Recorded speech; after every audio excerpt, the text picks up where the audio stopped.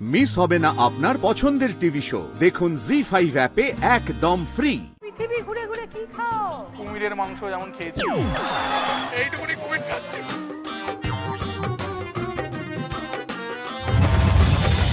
প্রিয়াঙ্কা, আগে বলো গৌরবের সাথে কিভাবে পরিচয় হলো? চায়ের দোকানে কি ঘটলো? সন্ধ্যাবেলা সব কাজবাজ সেরে চায়ের দোকানে যেত, এটা রোজকার রুটিন ছিল। আর আমারও ক্লাস করিয়ে এসে আমার চায়ের দোকানে একটা পজ নেওয়া, সেটা হচ্ছে চা খাওয়ার জন্য। বাট সেটা জেনারেলি বাস তুমি নর্মাল ভাবেই যেতে না? নর্মালি যেতাম, নর্মালি। আমার গ্রুপটা আলাদা ছিল, ওর গ্রুপটাও আলাদা ছিল, কিন্তু আমি দেখতাম একজনই এরকম করে তাকাতো।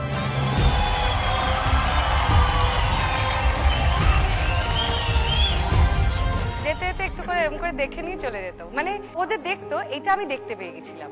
তারপরে আমি ওকে মেসেজ করেছিলাম একটা কাজের সূত্রেই, বেসিক্যালি। নাম্বার জানলে কি করে? ফেসবুকেই মেসেজ করেছিলাম। ফেসবুকে মেসেজ করাতে মানে একসাথে চা খেতে গেছি, চা একসাথে অর্ডার করেছি, সেই জায়গাতে গৌরব গিয়ে হঠাৎ করে বাবুদা একটা চা দেবে তো, এমন একটা ভারী গলা নিয়ে বলেছে। আমি একটা এরকম করে তাকালাম, তাকে দেখছি ওই ছেলেটা। আমি বলো বাহ, বেশ ভালোই তো গলা। আমাদের মোটামুটি 1 বছর হলো প্রেম এবং বিয়ে সব মিলিয়ে। আজ অব্দি কোনোদিন প্রপোজ করে। মানে বিয়েটা হলো কিভাবে? ওটাই কেউ বুঝতে পারছে না যে কি করে বিয়েটা হয়ে গেল। ভালো করে একটু প্রপোজ করে দাও। কারোর জীবনে বাঁচতে হলে তারাদের মতো বেঁচো। তারাদের ভিড়ে হারিয়ে যাওয়াটা খুব অসম্মানের। বাঁচতে হলে চাঁদের মতো বাঁচো, যাতে তুমি না থাকলে তার জীবনটা কোনো অন্ধকার হয়ে যায়। তুমি যেমন আমার কাছে চাঁদ, আর এই গোলাপ তোমার জন্য। I love you.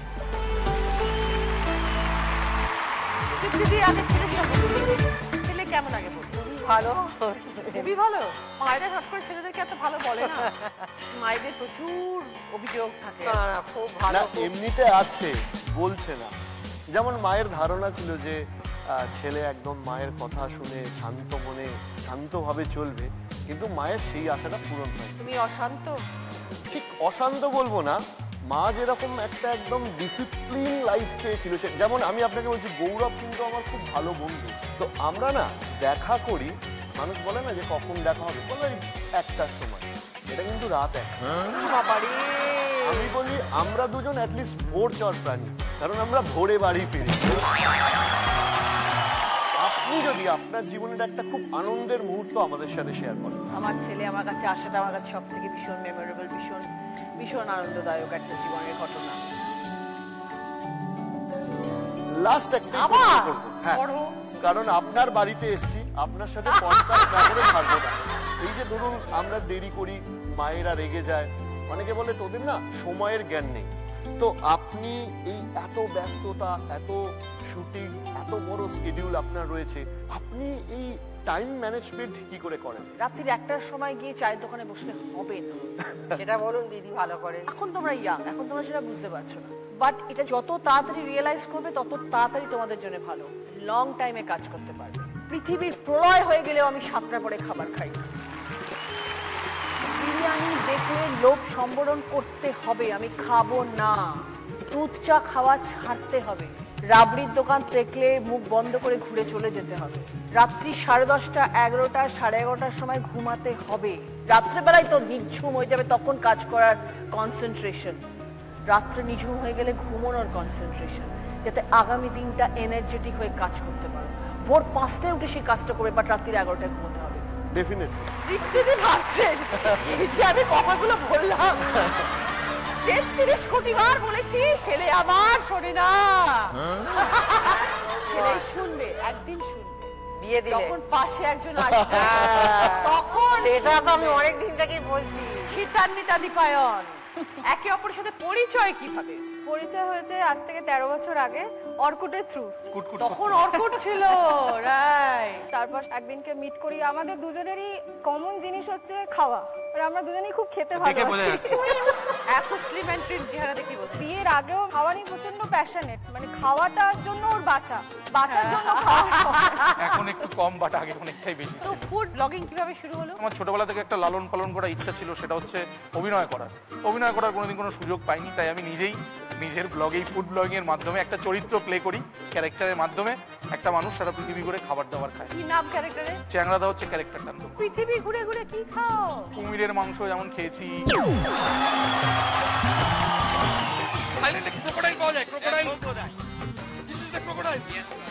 খেয়ে রাখো, ভালো লাগবে দাদা। এইটুকুনি কমেন্ট খাচ্ছি।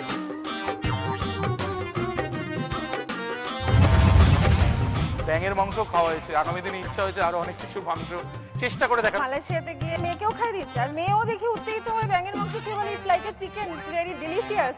এত খাবারের মধ্যে কোন বিদেশি খাবারটা সব থেকে ভালো লাগে? উজবেক পোলাও এবং উজবেক ব্রেড খুবই ভালো লেগেছে উজবেকিস্তান। এই ব্লগিং এর জন্য কি তোমাকে বিদেশে যেতে হয় বা পাড়ি দাও? আমি ঘুরতে ভালোবাসি, ঘোরা আমার কাছে অক্সিজেন। এটা অ্যাডিশনাল পাওনা যে আমার একটা দর্শক শ্রেণী রয়েছে যারা আমার থেকে ব্লগ এক্সপেক্ট করে। তুমি এরকম বিভিন্ন দেশে দেশে ঘুরে হ্যাঁ, বেড়াও? হ্যাঁ। একাই যাও জেনারেলি? কোনো সময় বন্ধু থাকে একা, বা কোনো সময় ফ্যামিলি, খুব রেয়ার থাকে। ফ্যামিলি যখন থাকে তখন আমি ব্লগিং করি না। ও, ইন জেনারেল দুটোকে সেপারেট রাখার চেষ্টা করি। দীপায়ন, খাবার নিয়ে তোমাকে ফুড ব্লগিং করতে বলবো, যেটা মনে নেই আমি কবে লাস্ট খেয়েছিলাম। এই যে বিস্কিট। এখানে শুধু আপনি বলছিলেন বিস্কুট অনেকদিন খাননি, আমি আপনাকে বলছি বিস্কুট আপনি কেন খাবেন। দেখুন এই ক্রিম বিস্কুটটা আছে, এটা যদি আপনি খান তাহলে আপনার সুগার লেভেলটা সবসময় মেনটেন থাকবে। কোনোদিন সুগার লেভেল নিচে যাবে না, ওপরে যাবে না, সবসময় 400-র কাছাকাছি যাবে। আমারও ছিল, আমাকে ডাক্তার বলছিল মেনটেন করতে, আমি 400-তে মেনটেন করি।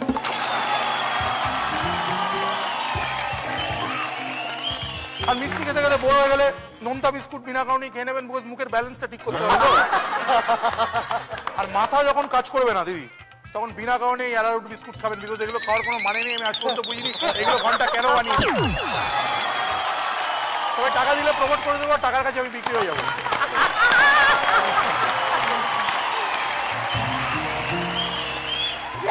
এইভাবেই কথা বলে?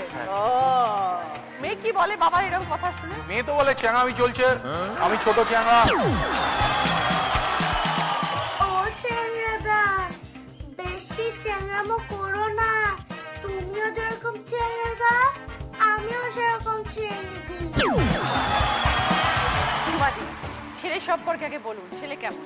ছেলে ছোটবেলায় খুব বাধ্য ছিল, ডিসিপ্লিন ছিল। একটু আগে যে তুমি ডিসিপ্লিন নিয়ে এতগুলো কথা বললে, আমি তখনই ওর দিকে তাকালাম, মানে পুরোটাই মিলে গেল। মানে তোমাকে আমি একটা ঘটনা বলছি, বাড়ি ফিরেছে, এবার খাবার চেয়েছে, ডিনারটা ওকে দিয়ে দিয়েছি। ও মা ভোরবেলা উঠে দেখছি ডিনার এজ ইট ইজ পড়ে আছে। মানে তখন ভোরও না, 7টা, মানে ও ঘুমিয়ে পড়েছে, ওই বাইরের জামা কাপড় পরেই ঘুমিয়ে। ভীষণ ডিসিপ্লিন না? ব্লগিংটা কবে থেকে শুরু হলো শান্ত? ব্লগিংটা শুরু হলো 4 বছর আগে থেকে, লকডাউনের পর। বেসিক্যালি আমার আরেকটা পরিচয়ও আছে। এটা বোধহয় আমি প্রথম এই মঞ্চে যে অ্যাজ এ ইউটিউবার হিসেবেও এসেছি, আবার অভিনেতা হিসেবেও এসেছি। লকডাউনের পরটা অভিনয়ের কাজটা একটুখানি কমে গেছিলো, বা নাই বলা যায়। তো তখন মা আমাকে খুব ফোর্স করে যে এই জিনিসটা তোর এত পছন্দ যখন, তাহলে তুই নিজে করছিস না কেন?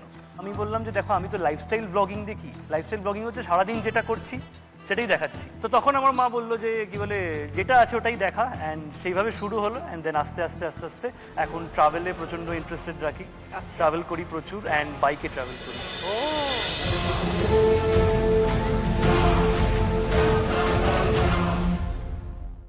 জি5 ডাউনলোড করুন আর সব এপিসোড দেখুন একদম ফ্রি।